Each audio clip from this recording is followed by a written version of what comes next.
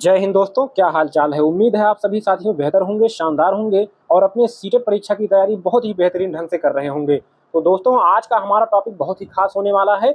Topic हमारा है साथियों एनसीएफ 2005, जो कि आपके सीटेट परीक्षा के लिए बहुत ही महत्वपूर्ण है साथियों। ठीक है, अगर आप प्रीवियस ईयर पेपर उठाकर देखेंगे तो बहुत सारे क्वेश्चन आपके एनसीएफ से छपते हैं। ठीक है, साथ में यूपी टेट, सुपर टेट और अन्य जितने भी टीचिंग एग्जाम है सभी में यहाँ से प्रश्न बनते हैं। तो वीडियो बेहद ही खास होने वाला है और एनसीएफ टॉपिक के साथ ही जितने भी महत्वपूर्ण प्रश्न प्रीवियस ईयर्स में पूछे गए हैं और साथ में जितने भी महत्वपूर्ण प्रश्न बनते हैं, ठीक है, उन सभी को यहाँ पर कवर किया गया है। तो वीडियो अति महत्वपूर्ण है आपके लिए, तो ध्यान से एक एक प्रश्न को जरूर देखिएगा। यहाँ से आपके साथियों 2 से 5 नंबर 100% कन्फर्म हो जाएंगे आपके सीटेट परीक्षा में। ठीक है, तो साथियों वीडियो बहुत ही महत्वपूर्ण है, तो वीडियो को भी आप लाइक कर दीजिए। और साथियों उम्मीद है थोड़ी ही देर देखने के बाद आपको इतना अच्छा लगेगा मेरा पढ़ाना कि आप चैनल को खुद ही सब्सक्राइब करके जाएंगे। ठीक है, तो चलिए साथियों बिना देरी के वीडियो को शुरू करते हैं और वीडियो को लाइक जरूर करिएगा साथियों और अपने दोस्तों में शेयर करिएगा। तो चलिए शुरू करते हैं। एनसीएफ 2005 से संबंधित महत्वपूर्ण प्रश्न चलिए देखते हैं। पहला प्रश्न आपकी स्क्रीन पर साथियों, एनसीएफ 2005 का पूरा नाम क्या है। तो आप साथियों सीटेट का प्रीवियस ईयर उठाकर देखेंगे तो यहाँ पर ये क्वेश्चन बार बार कई बार रिपीट हुआ है। ठीक है, एनसीएफ का पूरा नाम ही पूछ लिया जाता है। तो इसका पूरा नाम है, ध्यान से देखिएगा, नेशनल करिकुलम फ्रेमवर्क, जिसको हिंदी में कहते हैं राष्ट्रीय पाठ्यचर्या की रूपरेखा। क्या कहते हैं? राष्ट्रीय पाठ्यचर्या की रूपरेखा। ठीक है, तो यहाँ पर अन्य ऑप्शन सेम ऐसे मिलते जुलते रहेगा, तो आपको यहाँ पर इसको एकदम से याद कर लेना है। ठीक है, नेशनल करिकुलम फ्रेमवर्क। ठीक है, तो चलिए अगला क्वेश्चन देखते हैं साथियों। अगला हमारा प्रश्न है, निम्न में से एनसीएफ की संचालन समिति का गठन किसकी अध्यक्षता में किया गया था। तो साथियों एक समिति का गठन किया गया था, जिन्होंने साथियों क्या इस समिति ने क्या दिया था, एनसीएफ दिया था। ठीक है, तो एनसीएफ को लॉन्च किया था, तो उस समिति के अध्यक्ष कौन थे? प्रोफेसर यशपाल। प्रोफेसर यशपाल जी जो है इस समिति के क्या थे? अध्यक्ष थे। ये बार बार क्वेश्चन आपका पूछा जाता है, तो ये है यशपाल जी। ठीक है, इनको जानते रहिए कि एनसीएफ समिति के क्या थे? अध्यक्ष थे। चलिए अगला हमारा क्वेश्चन साथियों स्क्रीन पर, एनसीएफ संचालन समिति में कुल कितने सदस्य थे। तो जो साथियों एनसीएफ संचालन समिति बना था, जिसके अध्यक्ष ऊपर हमने देखा प्रोफेसर यशपाल थे, उसमें साथियों टोटल कितने सदस्य थे? 35 सदस्य थे। कितने? 35 सदस्य टोटल थे। ठीक है, तो चलिए अगला क्वेश्चन देखते हैं। तो उम्मीद है साथियों आपको समझ में आ रहा होगा। यही सब साथियों क्वेश्चन आपके बार बार रिपीट होते हैं। ठीक है, एनसीएफ 2005 के अनुसार बालक की प्राथमिक शिक्षा की भाषा होनी चाहिए। तो प्राथमिक शिक्षा मतलब 1 से 5 तक, कक्षा 1 से 5 तक। और यहाँ पर साथियों जो बालक की भाषा होनी चाहिए, ठीक है, शिक्षा की भाषा होनी चाहिए, वो दोनों सेम होना चाहिए। यानी कि जो स्थानीय भाषा हो, जैसे कि बालक जहाँ का निवासी हो, जिस क्षेत्र का, वहाँ का जो स्थानीय भाषा हो वो आपका पढ़ाने का वही भाषा होना चाहिए प्राथमिक शिक्षा में। ठीक है, तो जैसे साथियों तमिल में अगर बालक तमिलनाडु का है तो वहाँ पर तेलुगु बोला जाता है, तो वहाँ पर आपको तेलुगु में पढ़ाना होगा 1 से 5 के बच्चों को। ठीक है, तो इस तरह से जैसे कि आप जो है उत्तर प्रदेश में आएंगे तो यहाँ पर आपको हिंदी में पढ़ाना होगा। तो इस तरह से बहुत सारे क्षेत्र हैं जहाँ पर अलग अलग भाषाएं बोली जाती हैं, तो क्षेत्र के हिसाब से भाषा का चयन करना पड़ता है। चलिए अगला क्वेश्चन देखते हैं, बालकों की शिक्षण प्रक्रिया एनसीएफ के अनुसार कैसी होनी चाहिए। तो जो एनसीएफ के अनुसार बालकों की शिक्षण प्रक्रिया होनी चाहिए, वो होनी चाहिए साथियों रटंत पद्धति से मुक्त होनी चाहिए। यानी कि बच्चों को रटना नहीं है, ना तो रटवाना है, बच्चों को समझाना है और साथियों समझा कर याद करवाना है। ठीक है, यानी कि करके सीखने पर ज़्यादा जोर देना है, ताकि बच्चे जो है बिना रटे हुए चीज़ों को समझ पाएँ, याद कर पाएँ। ठीक है, तो चलिए अगला देखते हैं कोई अगला प्रश्न। अगला हमारा प्रश्न है साथियों, एनसीएफ 2005 के अनुसार विद्यालयी ज्ञान को जोड़ना चाहिए। एनसीएफ कहता है कि साथियों जो विद्यालय का ज्ञान होना चाहिए वो साथियों बाहरी स्कूली जीवन से जुड़ा होना चाहिए। जैसे बच्चा साथियों अपने घर पर गया और वहाँ पर साथियों जो वातावरण है, जो माहौल है, वहाँ की जो चीज़ें हैं, उन सभी चीज़ों से साथियों जो स्कूल का ज्ञान है उससे जुड़ा होना चाहिए, अलग नहीं होना चाहिए, ताकि बच्चे विद्यालय के ज्ञान और अपने जो है वास्तविक जीवन के ज्ञान को साथियों जोड़कर अच्छे तरीके से सीख पाएँ, समझ पाएँ। चलिए अगला क्वेश्चन देखते हैं, राष्ट्रीय पाठ्यचर्या रूपरेखा में विज्ञान शिक्षण का उद्देश्य होना चाहिए। विज्ञान शिक्षण का क्या उद्देश्य होना चाहिए। तो देखिए ध्यान से, पहला ऑप्शन ही आपका है, बालकों में जिज्ञासु प्रवृत्ति का विकास करना। ठीक है, जैसे कि विज्ञान एक ऐसा चीज़ है जिससे बहुत सारी मशीनें बनती हैं, टेक्नोलॉजी आपका विकसित होता है, तो बच्चों में जिज्ञासा उत्पन्न होनी चाहिए विज्ञान शिक्षण से कि ये मशीन कैसे बनी हुई है, ये टेक्नोलॉजी कैसे आई, ठीक है, हम क्या करें कि नया चीज़ बना पाएँ। तो ऐसा जो जिज्ञासा बच्चों में उत्पन्न करने के लिए ही विज्ञान शिक्षण आपका लागू किया गया है, ठीक है। तो विज्ञान शिक्षण का उद्देश्य जिज्ञासु प्रवृत्ति का विकास करना है बच्चों में। चलिए अगला क्वेश्चन देखते हैं। राष्ट्रीय पाठ्यचर्या फ्रेमवर्क 2005 ने अपनी समझ डॉट डॉट से प्राप्त की है। किससे प्राप्त की है अपनी समझ? राष्ट्रीय पाठ्यचर्या यानी कि एनसीएफ ने रचनावाद से, यानी कि यहाँ पर एनसीएफ में जोर दिया जाता है कि करके सीखने पर, यानी कि रचना करके, ठीक है। तो रचनावाद पर यहाँ पर ज़्यादा जोर दिया गया है, जो कि रचनावाद से ही यहाँ पर अपनी समझ प्राप्त करता है एनसीएफ 2005। अगला हमारा क्वेश्चन, एनसीएफ 2005 बल देता है, ठीक है। अभी हमने ऊपर आपको बताया कि करके सीखने पर, तो जहाँ पर साथियों ऑप्शंस में आपके सीटेट परीक्षा में स्वयं करके सीखने पर या करके सीखने पर रहेगा, तो वहाँ पर 100% वही ऑप्शन आपका सही होगा, ठीक है। तो यहाँ पर एनसीएफ 2005 बल देता है किस पर? स्वयं करके सीखने पर। रटने की प्रक्रिया जहाँ पर भी आएगा, कोई भी क्वेश्चन रहे, ठीक है, अगर केवल वहाँ पर निगेटिव क्वेश्चन ना हो, यानी कि आपका ऐसा ना पूछा हो कि एनसीएफ 2005 बल नहीं देता है, अगर पूछा होता नहीं देता है तो यहाँ पर आप रटने की प्रक्रिया पर टिक कर सकते थे, लेकिन ऐसा प्रश्न कम आता है नहीं वाला। तो जहाँ भी रटने की प्रक्रिया आएगा उसको आप पहले गलत काट देंगे, क्योंकि ये आपका निगेटिव टैग वर्ड होता है, ठीक है। शिक्षक केंद्रित जहाँ पर भी आएगा वो भी आपका गलत रहेगा। हमेशा साथियों बालक केंद्रित या शिक्षार्थी केंद्रित या विद्यार्थी केंद्रित शिक्षा होनी चाहिए, ठीक है, और स्वयं करके सीखने पर जोर देना चाहिए। अगला क्वेश्चन ध्यान से देखिए, एनसीएफ 2005 में कुल अध्यायों की संख्या कितनी है? तो एनसीएफ 2005 में साथियों कुल टोटल जो है 5 चैप्टर हैं। कितने अध्याय हैं? 5 अध्याय हैं। चलिए अगला क्वेश्चन, एनसीएफ 2005 का मुख्य सूत्र या शीर्षक है, ठीक है। तो एनसीएफ 2005 का जो मुख्य सूत्र या शीर्षक क्या है? शिक्षा बिना बोझ के, ठीक है, एजुकेशन विदाउट बर्डन। क्या? एजुकेशन विदाउट बर्डन, बर्डन मतलब बोझ। साथियों जब 1986 में शिक्षा नीति आई थी तो बच्चों के साथियों कंधे पर बहुत ज़्यादा भार पड़ने लगा, ठीक है। तो इसके बाद 1992 में इसको सुधार भी किया गया। तो लेकिन साथियों इसके लिए साथियों बाद में एनसीएफ लाया गया और बोझ को कम करने के लिए साथियों एनसीएफ लाया गया था, ठीक है। तो इसका मुख्य सूत्र क्या है? शिक्षा बिना बोझ के, जिसको अंग्रेजी में कहेंगे एजुकेशन विदाउट बर्डन। चलिए अगला क्वेश्चन देखते हैं, ध्यान से देखिएगा। तो उम्मीद है आपको साथियों एक एक पॉइंट समझ में आ रहा होगा। तो वीडियो को लाइक कर दिए और चैनल पर नए हैं तो सीटेट की तैयारी के लिए जरूर जुड़े साथियों, ठीक है। चलिए अगला क्वेश्चन देखते हैं। एनसीएफ 2005 की शुरुआत रविंद्रनाथ टैगोर के किस निबंध से होती है? ठीक है, तो यहाँ पर रविंद्रनाथ टैगोर जी का एक निबंध है सभ्यता और प्रगति। तो इसी से साथियों एनसीएफ 2005 को लिया गया है, ठीक है, इसी आपके निबंध से। तो इस निबंध का नाम जरूर याद कर लीजिए आप, ठीक है। क्या नाम है? सभ्यता और प्रगति। किसने लिखा है? रविंद्रनाथ टैगोर जी ने लिखा है। और इससे क्या लिया गया है? एनसीएफ 2005 लिया गया है, ठीक है। चलिए अगला क्वेश्चन देखते हैं। गणित का उद्देश्य एनसीएफ 2005 में क्या बताया गया है? ठीक है, गणित का उद्देश्य एनसीएफ 2005 में क्या बताया गया है?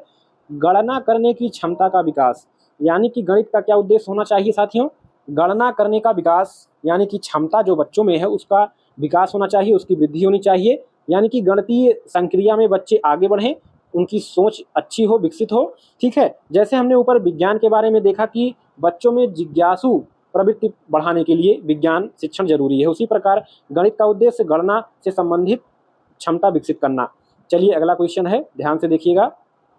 राष्ट्रीय पाठ्यचर्या रूपरेखा 2005 के अनुसार शिक्षक की भूमिका होनी चाहिए, ठीक है। तो कैसी होनी चाहिए? जो एनसीएफ 2005 कहता है कि एक शिक्षक जो है, एक टीचर, उसकी भूमिका साथियों एक नेता के रूप में नहीं होनी चाहिए, शासक के रूप में नहीं, भाई के रूप में नहीं, एक सुविधा प्रदाता के रूप में होना चाहिए, ठीक है।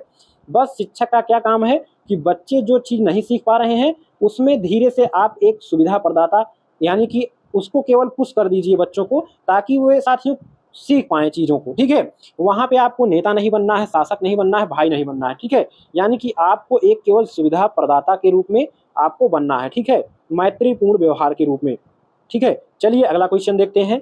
यदि प्राथमिक स्तर पर मातृभाषा अथवा स्थानीय भाषा के शिक्षक उपलब्ध ना हो तो संविधान के कौन से अनुच्छेद के तहत स्थानीय शिक्षा अधिकारियों को भाषा विकास के लिए सुविधा उपलब्ध कराने का अधिकार है? तो साथियों आर्टिकल 350 यानी कि अनुच्छेद 350 में अधिकारियों को यह साथियों अधिकार दिया गया है कि अगर किसी स्थान विशेष पर जहां पर उसकी स्थानीय भाषा या मातृभाषा कुछ ऐसी भाषा हो जो कि वहाँ के टीचर जो इस समय है उनको ना पता हो। तो इस आर्टिकल के अनुसार जो है वहाँ के जो अधिकारी हैं वे साथियों भाषा विकास के लिए वहाँ पर ऐसे शिक्षकों की नियुक्ति करवाएंगे या ऐसी कोई व्यवस्था उत्पन्न कराएंगे जिससे बच्चों की पढ़ाई में कोई समस्या ना आए। तो क्या आर्टिकल है? आर्टिकल 350 आप जानते रहिएगा। चलिए अगला क्वेश्चन देखते हैं। एनसीएफ 2005 का मुख्य सूत्र शिक्षा बिना बोझ के विचार कब आया? ठीक है, तो यहाँ शिक्षा बिना बोझ के आपका एजुकेशन, ठीक है, एजुकेशन विदाउट बर्डन, ठीक है, यानी कि शिक्षा बिना बोझ के ये विचार कब आया? तो ये विचार साथियों आपका आया था 1993 में। मैंने बताया कि 86 में जब आपका शिक्षा नीति आया नहीं, तो इससे बच्चों के साथियों बस्ते का बोझ बढ़ गया, तो जिससे साथियों बहुत समस्याएं होने लगी। ठीक है, तो इसका जो साथियों गहन अध्ययन करने के बाद पता चला कि जितना साथियों ज़्यादा किताबें हो जा रही थी उससे कम शिक्षा बच्चे ग्रहण कर पा रहे थे। तो इसको हटाने के लिए 92 में जो है आपका शिक्षा में सुधार किया गया, नई शिक्षा नीति में सुधार किया गया। ठीक है, और इसके बाद 93 में इस शिक्षा बिना बोझ के साथियों इस पर एक कानून बनाने का विचार आया। ठीक है, तो जिसको बाद में बनाकर एनसीएफ 2005 बनाया गया। ठीक है, तो 1993 में यह विचार आया था। चलिए अगला क्वेश्चन देखते हैं। एनसीएफ 2005 के अंतर्गत परीक्षा सुधारों में किस सुधार को सुझाया गया है? ठीक है, तो कौन कौन से सुधार की बात की गई है? सामूहिक कार्य मूल्यांकन, ठीक है, सतत मूल्यांकन यानी कि लगातार मूल्यांकन किया जाना चाहिए, खुली पुस्तक की परीक्षा मूल्यांकन, तो यहाँ पर सभी आपके यहाँ पर सही हो जाएंगे, यानी कि तीनों ऑप्शन जो है इन सभी को सुझाया गया था आपका एनसीएफ 2005 में आपका। ठीक है, चलिए अगला क्वेश्चन। विद्यालय शिक्षा का अब तक का नवीनतम दस्तावेज है? तो विद्यालय शिक्षा का अब तक का साथियों नवीनतम दस्तावेज है एनसीएफ 2005। ठीक है, एनसीएफ 2005। ठीक है, इसके बाद साथियों एनईपी 2020 आ चुका है। इसके अनुसार देखिए अब कोई दोबारा नया नियम अगर बनता है तो दोबारा आएगा, लेकिन अभी तक जो है एनसीएफ 2005 ही है। ठीक है, तो इसको आप जानते रहिएगा। चलिए अगला क्वेश्चन। किस मंत्रालय की पहल पर एनसीएफ 2005 तैयार किया गया था? तो आपका मानव संसाधन विकास मंत्रालय। ठीक है, ये मंत्रालय अब साथियों बंद कर दिया गया है। ठीक है, तो पहले ये मंत्रालय हुआ करता था आपका मानव संसाधन विकास मंत्रालय, जिसको शॉर्ट फॉर्म में एमएचआरडी भी कहा जाता था। ठीक है, इसको अब बंद कर दिया, लेकिन इसी मंत्रालय की पहल पर जो है एनसीएफ 2005 आया हुआ था, आपको जानते रहना चाहिए। ठीक है, चलिए अगला देखते हैं। अगला हमारा क्वेश्चन है एनसीएफ 2005 में किन शिक्षण सूत्रों के अधिकतम प्रयोग का सुझाव दिया गया है? तो यहाँ पर ऑप्शन सी आपका सही होगा। ठीक है, ज्ञात से अज्ञात की ओर एवं मूर्त से अमूर्त की ओर। ठीक है, तो बच्चों को पहले बच्चा जो जानता है उसके बारे में बताएं, फिर धीरे धीरे उसको जो बच्चा, ठीक है, अज्ञात मतलब जो बच्चा ना जानता हो तो उसको बताएं। ठीक है, यानी कि पहले जो बच्चा जानता है और धीरे धीरे उसको ले जाना है जो ना जानता हो। इसी प्रकार मूर्त का मतलब होता है साथियों आकार। ठीक है, पहले बच्चों को आकार के बारे में, कोई ऐसी वस्तु हो, कोई ऐसी चीज हो, कोई ऐसे विचार हो जिसका कोई आकार हो, उसके बारे में बताना है। फिर धीरे धीरे अमूर्त, जिसका कोई आकार ना हो, अर्थात निराकार। जैसे गणितीय शिक्षा में बात करें तो गिनती जैसे हो गया 1 2 3, तो इनका एक आकार है। ठीक है, तो ये बच्चों को पहले हमको गिनती सिखाना है, फिर आपका अमूर्त विचार पैदा करना है उनके मन में, जैसे 2 गुणे 2 आपका 4 हो गया। तो ये अमूर्त विचार है, जो ये आपका गुणा हो गया, जोड़ हो गया। ठीक है, तो ये आपका हो गया कौन सा? ज्ञात से अज्ञात की ओर और मूर्त से अमूर्त की ओर, ये आप जानते रहिए। ठीक है, कभी भी अज्ञात से ज्ञात की ओर नहीं होगा, ना तो अमूर्त से मूर्त की ओर होगा। ये दोनों ऑप्शन आपके गलत हैं। हमेशा ज्ञात से अज्ञात की ओर और मूर्त से अमूर्त की ओर वाला ऑप्शन ही आपका सही होगा। चलिए अगला क्वेश्चन। करिकुलम किस भाषा का शब्द है? तो करिकुलम साथियों आपका लैटिन भाषा का शब्द है। किसका? लैटिन भाषा का शब्द है।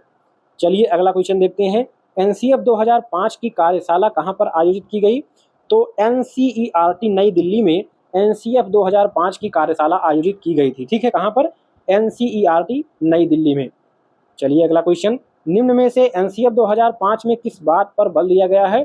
तो शांति के लिए शिक्षा, विज्ञान के लिए नहीं, विकास के लिए नहीं। तो सबसे बेस्ट ऑप्शन जो यहाँ पर होगा वो शांति के लिए शिक्षा। ठीक है, अच्छे से शांति से सभी चीज़ें बच्चे समझ पाएँ।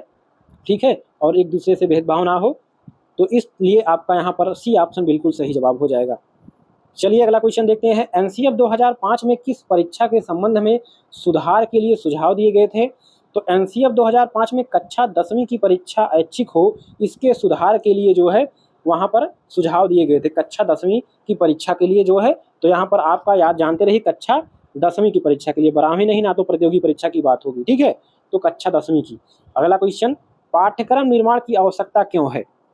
देखिए पाठ्यक्रम निर्माण यानी कि पाठ्यक्रम निर्माण का मतलब क्या हुआ, जैसे कक्षा 5 का बच्चा है तो कक्षा 5 में कौन कौन से सब्जेक्ट में कौन कौन सा चैप्टर हमको पढ़ना है, इसका निर्धारण, ठीक है, इसका निर्माण की आवश्यकता क्यों है। तो यहाँ पर ऑप्शन बी आपका सही हो जाएगा, शिक्षा के उद्देश्यों की प्राप्ति के लिए। जैसे कि कक्षा 1 में हमने क्या क्या सीखा, बच्चों को क्या क्या सिखाया, अब ये बच्चे सीख चुके हैं, तो कक्षा 2 में बच्चों को इससे अपर लेवल की चीज़ें सिखानी होंगी।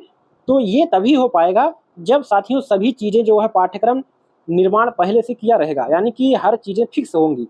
ऐसे ही कक्षा 3 में अलग अलग चीज़ें होंगी, अलग अलग टॉपिक होंगे और टॉपिक गहराई से भी होंगे, इस तरह से बढ़ता जाता है। तो शिक्षा के उद्देश्यों की प्राप्ति के लिए, जैसे बच्चों को रोजगार परक शिक्षा देने के लिए, बच्चों को साथियों समाज में रहने के लिए, उठने बैठने के लिए, चिंतन मनन के लिए, सोच विचार विकसित हो उनका, तो इन सभी चीज़ों के लिए जो है आपका क्या होना चाहिए, जिससे हमारा शिक्षा का उद्देश्य क्या हो, प्राप्त हो पाए, पूर्ण हो पाए। तो इसीलिए पाठ्यक्रम निर्माण की आवश्यकता होती है। तो बी ऑप्शन आपका सही हो जाएगा। चलिए तो साथियों वीडियो पर यहाँ तक आ गए हैं तो जरूर पूरा देख के जाइए, ठीक है। थोड़े से क्वेश्चन और बचे हुए हैं और यहाँ से बाहर एक भी क्वेश्चन आपका नहीं जाएगा। तो उम्मीद है आपको वीडियो अच्छा लग रहा होगा, तो लाइक शेयर करें और चैनल पर नए हैं तो जरूर सब्सक्राइब कर लें। चलिए साथियों अगला क्वेश्चन देखते हैं। एनसीएफ 2005 में सुझाव दिया गया है कि सूचना को क्या मानने से बचना चाहिए। तो यहाँ पर सूचना तो सूचना है और समझ भी है, लेकिन ये सभी नहीं होगा ज्ञान। देखिए यहाँ क्या मानने से बचा जाए, यहाँ पर आपका क्वेश्चन में है क्या मानने से बचा जाए। तो साथियों सूचना यानी कि इंफॉर्मेशन एक प्रकार का क्या है साथियों, सूचना है, यानी कि जानकारी है किसी चीज़ को लेकर, तो उसको ज्ञान नहीं मानना है। ज्ञान वो थोड़ी ना है, कोई सूचना आ गया, जैसे छुट्टी को लेकर सूचना आ गई और अन्य कोई मैटर हो गया, कोई भी चीज़ हो गया, तो जिसके लिए कोई इन्फॉर्मेशन आई तो वो साथियों का ज्ञान नहीं हो जाएगा, ठीक है। ऐसा ना समझिए कि वो ज्ञान हो गया। तो इसे को समझने के लिए यहाँ पर बचने की बात की गई है एनसीएफ 2005 में, यानी कि सूचना को जो है ज्ञान ना समझा जाए। चलिए अगला क्वेश्चन देखते हैं, काफ़ी महत्वपूर्ण आपके एग्जाम के लिए। एनसीएफ 2005 में कला शिक्षा को विद्यालय में जोड़ने का उद्देश्य है। कला शिक्षा यानी कि आर्ट एजुकेशन की बात हो रही है। तो यहाँ पर सांस्कृतिक विरासत की प्रशंसा करना एवं छात्रों के व्यक्तित्व और मानसिक स्वास्थ्य को विकसित करना। तो आपका पहला ऑप्शन सही है, यानी कि जो कला शिक्षा होगा उससे सांस्कृतिक विरासत की प्रशंसा होगी, यानी कि प्राचीन काल से जो हमारी सांस्कृतिक विरासत है उसको बच्चा जानेगा कला के माध्यम से, और छात्रों में खुद के व्यक्तित्व और मानसिक स्वास्थ्य भी इससे विकसित होंगे, ठीक है।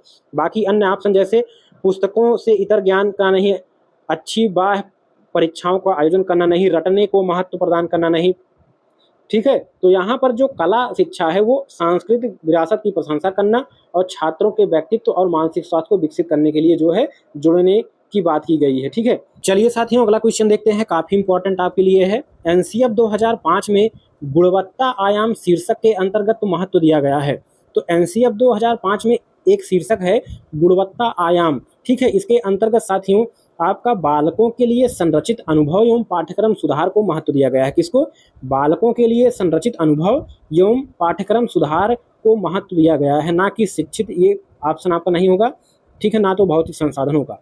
तो संरचित अनुभव एवं पाठ्यक्रम सुधार को जो है महत्व दिया गया है। अगला हमारा क्वेश्चन है, यदि बच्चे फेल होते हैं तो वे दर्शाते हैं। काफ़ी महत्वपूर्ण क्वेश्चन आपके लिए। यदि साथियों बच्चा किसी कक्षा में फेल हो जाता है तो वह क्या दर्शाता है? अपनी असफलता को नहीं। बच्चा असफल नहीं हो रहा है, बच्चे में कमी नहीं है, ये हमको नहीं कहना है, ना तो बताना है, ठीक है। समाज की असफलता, यहाँ पर समाज से कोई लेना देना नहीं है, ना तो परिवार का। यहाँ पर सीधा सीधा मैटर है कि स्कूल की असफलता है। अगर बच्चा 1 से 5 या 1 से 8 तक की कक्षा में फेल हो रहा है तो ये किसकी कमी है? स्कूल की असफलता है, यानी कि स्कूल की कमी है, टीचर की कमी है, ठीक है, स्कूल की कमी है जिससे बच्चा फेल हो रहा है। ना तो बच्चे में कमी है, ना समाज में, ना परिवार में, ठीक है। तो इसको आप जानते रहिए, समझते रहिए। चलिए अगला क्वेश्चन देखते हैं। एनसीएफ 2005 के अनुसार सीखना क्या है एक साथियों? लर्निंग मतलब सीखना। तो सीखना क्या है? ज्ञान के निर्माण की प्रक्रिया है। क्या है साथियों? आपका जो लर्निंग है, लर्निंग मतलब सीखना। अधिगम क्या है? सीखना क्या है? ज्ञान के निर्माण की प्रक्रिया है, यानी कि जितना हम सीखते हैं वे साथियों हमारे ज्ञान को बढ़ावा देते हैं, हमारे अंदर ज्ञान का निर्माण होता है। तो सीखना क्या है? एक ज्ञान के निर्माण की प्रक्रिया है। देखिए यहाँ पर ज्ञान अवरुद्ध करने की प्रक्रिया क्या हो सकती है? नहीं, सीखना व्यक्ति विकास को प्रभावित करता है, लेकिन सीखना है क्या? सीखना है एक ज्ञान के निर्माण की प्रक्रिया है। ठीक है, तो यहाँ पर ए ऑप्शन आपका सबसे बेस्ट है, सबसे सही है। चलिए अगला क्वेश्चन साथियों, 5 क्वेश्चन और बचे हुए हैं। उम्मीद है साथियों आप पूरा वीडियो देखकर जाएंगे और यहाँ से बाहर एक भी क्वेश्चन नहीं आने वाला है। तो वीडियो को लाइक करिए और प्यारा सा एक कमेंट जरूर कर दीजिएगा कि क्लास आपको कैसा लगा। बाकी इसका पीडीएफ आपको पाने के लिए हमारे टेलीग्राम चैनल को ज्वाइन करिए, राज अकेडमी प्रयागराज, नीचे लिंक डिस्क्रिप्शन में है। ठीक है, साथ में वहाँ पर आपको सीटेट के नोट्स भी फ्री में मिल जाएंगे। चलिए अगला क्वेश्चन देखते हैं। भीड़ भाड़ वाली कक्षाओं में अध्यापन की बात करना निरर्थक है। जहाँ पर ज़्यादा विद्यार्थी हों, ज़्यादा बच्चे हों, वहाँ पर सृजनशील अध्यापन की बात करना क्या है? निरर्थक है, बेकार है। क्यों? सृजनशील मतलब होता है साथियों क्रिएटिविटी। ठीक है, तो यहाँ पर साथियों इसकी बात करना क्यों निरर्थक है? क्योंकि जब ज़्यादा संख्या में बच्चे हो जाएंगे तो वहाँ पर समस्या होगी। सभी की क्रिएटिविटी यानी कि सृजनशीलता को नहीं देख पाएंगे, ना तो सभी को सृजनशील बना पाएंगे। क्यों नहीं बना पाएंगे? क्योंकि ज़्यादा बच्चे होंगे तो हमारा जो है कुछ ही बच्चों में समय खत्म हो जाएगा, तो समस्या पैदा होगी। इसीलिए साथियों एक टीचर पर 30 छात्रों का जो है नियुक्ति किया गया है। ठीक है, नियम के अनुसार। चलिए अगला क्वेश्चन देखते हैं। राष्ट्रीय पाठ्यचर्या की रूपरेखा 2005 के अनुसार सत्य नहीं है। तो सत्य नहीं है यहाँ पर पूछा है, किसके अनुसार? एनसीएफ 2005 के अनुसार। सभी बच्चों में सीखने की क्षमता होती है, बिल्कुल होती है सभी बच्चों में सीखने की क्षमता। ठीक है, सभी बच्चे स्वभाव में सीखने हेतु प्रेरित होते हैं, बिल्कुल। आप बच्चों को देखते होंगे कि सभी बच्चे कुछ ना कुछ सीखने के लिए हमेशा उत्सुक रहते हैं। जैसे कोई चीज़ उनको नहीं समझ में आता है तो पापा ये क्या है, कैसे हुआ है, ठीक है, आप देखते होंगे कि जो गाड़ियाँ, खिलौने होते हैं उनको वो तोड़ फोड़ कर साथियों पुनः जोड़ते हैं। ठीक है, बनाते हैं कि ये कैसे बना है। ठीक है, तो यहाँ पर सभी में सीखने की इच्छा होती है, सीखने की क्षमता होती है। तो पहला और दूसरा ऑप्शन सही है। साथ में स्कूल के भीतर बाहर दोनों जगह सीखने की प्रक्रिया चलती रहती है, बिल्कुल। सीखने की प्रक्रिया चाहे वह बच्चा घर पर हो कुछ ना कुछ सीखता रहता है और चाहे विद्यालय में हो, दोनों जगह पर। ठीक है, और जो सी ऑप्शन है, बच्ची व्यक्तिगत स्तर पर एक ही तरह से सीखते हैं, बिल्कुल ये गलत ऑप्शन है आपका। क्यों गलत है? क्योंकि अगर साथियों एक कक्षा में 20 बच्चे हैं तो सभी के सोचने, विचारने और सीखने की क्षमता अलग अलग होगी। ठीक है, एक बच्चा कुछ और तरीके से सीखेगा, दूसरा कुछ और तरीके से सोच विचार करेगा, क्योंकि सभी के दिमाग एक जैसे नहीं होते हैं। ठीक है, तो यहाँ पर बच्चे व्यक्तिगत स्तर पर एक तरीके से थोड़ी ना सीख पाते हैं। क्या साथियों किसी एक कक्षा में जितने भी विद्यार्थी होते हैं, मान लीजिए 20 हैं, क्या सभी एकदम एक सेम नंबर पाते हैं या सेम जानकारी रखते हैं? नहीं रखते हैं, यानी कि सभी अलग अलग सीखते हैं। तो यहाँ पर सी ऑप्शन सही होगा, जो कि सत्य नहीं है एनसीएफ 2005 के अनुसार। चलिए अगला क्वेश्चन देखते हैं। राष्ट्रीय पाठ्यचर्या रूपरेखा 2005 में बहुभाषा को एक संसाधन के रूप में दिया गया है, क्योंकि ठीक है, यह एक तरीका है जिसमें प्रत्येक बाल सुरक्षित महसूस करेंगे, बिल्कुल। जैसे कि आप किसी कक्षा के टीचर हैं जिसमें 20 विद्यार्थी हैं, जिसमें से आपके 5 ऐसे हैं जो हिंदी बोलते हैं, 5 ऐसे हैं जो कि आपका संस्कृत बोलते हैं, 5 ऐसे हैं जो कि आपका अंग्रेजी बोलते हैं। ठीक है, और 5 ऐसे हैं जो कि आपका उड़िया बोलते हैं। तो अगर हम किसी एक भाषा को महत्व देंगे तो अन्य जो बच्चे हैं वे साथियों क्या करेंगे? असुरक्षित महसूस करेंगे कि हमें कुछ नहीं पढ़ाया जा रहा है, हमारी भाषा को महत्व नहीं दिया जा रहा है। ठीक है, तो यहाँ पर समस्या होने लगती है। तो यहाँ पर हमको जो है बहुभाषा को क्या करना है? महत्व देना है, जिससे सभी बच्चे साथियों सुरक्षित महसूस कर पाएँ, यानी कि सभी को लगे कि हमारी भाषा में जानकारी दी जा रही है। अगला है, भाषागत पृष्ठभूमि के कारण कोई बालक पीछे ना छूटे। और साथियों एनसीएफ 2005 में ये भी कहा गया है कि चाहे बच्चा किसी भी क्षेत्र से हो, चाहे बच्चा किसी भी उड़िया, तमिल, तेलुगु, ठीक है, मराठी, किसी भी क्षेत्र से हो, वो साथियों भाषा की दृष्टि से बालक को पीछे ना छूटने पाए, यानी कि अशिक्षित ना होने पाए। ठीक है, तो यहाँ पर इस पर जोर दिया गया है। ठीक है, और अगला ऑप्शन है, यह बालक को अपने आप पर विश्वास के लिए प्रेरित करता है, बिल्कुल। बच्चा अगर साथियों सभी को महत्व मिलता है बराबर सभी बच्चों को, तो सभी बच्चों का आत्मविश्वास बढ़ता है। तो ऑप्शन डी आपका सही होगा कि सभी कथन सत्य हैं। ठीक है, तो आपका 33 का हो गया डी। चलिए अगला क्वेश्चन। बालकों को शिक्षण व्यवसाय में लगातार बदलते मानकों और डांट के साथ डील करना चाहिए। तो बदलते मानकों और पाठ्यचर्या के साथ डील करना चाहिए। किसके साथ? आकलन, ये सभी नहीं, पाठ्यचर्या। ठीक है, पाठ्यचर्या के साथ क्या करना चाहिए, डील करना चाहिए। चलिए अगला और लास्ट क्वेश्चन साथियों इस वीडियो का, तो उम्मीद है आपको वीडियो अच्छा लगा होगा। तो अगली वीडियो साथियों जाकर आप प्ले लिस्ट से जरूर देख लीजिए अभी अभी, ठीक है। चलिए लास्ट क्वेश्चन देखते हैं। एनसीएफ 2005 के अनुसार मूल्यांकन का प्रधान उद्देश्य है। तो मूल्यांकन का प्रधान उद्देश्य क्या होता है साथियों, शिक्षण अधिगम प्रक्रिया में, ये साथियों शिक्षण है, शिक्षण अधिगम प्रक्रिया में अध्यापक व छात्रों की उपलब्धि का मापन करना। जैसे साथियों कोई कक्षा है, कक्षा में साथियों आपके 20 विद्यार्थी हैं, तो सभी साथियों क्या सीख रहे हैं। मान लीजिए कि आपका 10 दिन पढ़ाई हुआ, किसी कक्षा में 20 विद्यार्थियों को पढ़ाया गया, तो मूल्यांकन से ये मापन किया जाता है कि बच्चे क्या सीख पा रहे हैं, ठीक है। बच्चे क्या सीख पाए क्या नहीं सीख पाए, उसका मूल्यांकन किया जाता है, उसका मापन किया जाता है, उसको नापा जाता है, मापा जाता है, जिसे मूल्यांकन कहते हैं, ठीक है।